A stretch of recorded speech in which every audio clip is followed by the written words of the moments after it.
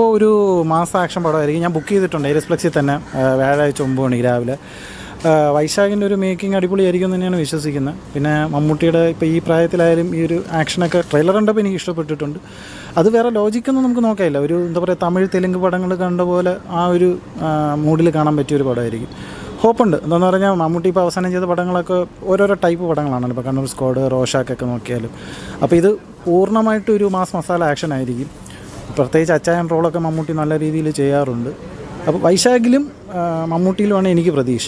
സംഭവം എന്തെന്ന് പറഞ്ഞാൽ നമുക്കിപ്പോൾ ഇത്രയും വർഷം മലയാള സിനിമകൾ കാണുമ്പോഴും മനസ്സിലായി. ഇപ്പോൾ മോഹൻലാലിൻ്റെ ആക്ഷൻ എന്ന് പറഞ്ഞാൽ വേറെ രീതിയാണ്, മമ്മൂട്ടിയുടെ വേറെ എന്ന് പറഞ്ഞാൽ മലയാള സിനിമയിൽ ഏറ്റവും ഫ്ലെക്സിബിളായിട്ട് ആക്ഷൻ ചെയ്യുന്ന ഒരാളാണ് മോഹൻലാൽ. അതിനോടൊന്നും നമുക്ക് കമ്പയർ ചെയ്യേണ്ട. പക്ഷേ മമ്മൂട്ടിയുടെ എനിക്ക് തോന്നിയത് മമ്മൂട്ടിയുടെ ഇപ്പോൾ ഈ സമീപകാല സിനിമകളിലൊന്നും അത്രയും വലിയൊരു ആക്ഷനൊന്നും ഞാൻ കണ്ടിട്ടില്ല. ഇതിൻ്റെ ട്രെയിലർ കണ്ടപ്പോൾ ദേഹം ഇളവിയൊക്കെ അങ്ങനെ നല്ല റോപ്പിലൊക്കെ ഉള്ള കുറേ സാധനങ്ങളൊക്കെ വൈശാഖ് ചെയ്യിപ്പിച്ചിരിക്കുന്നത് നമ്മൾ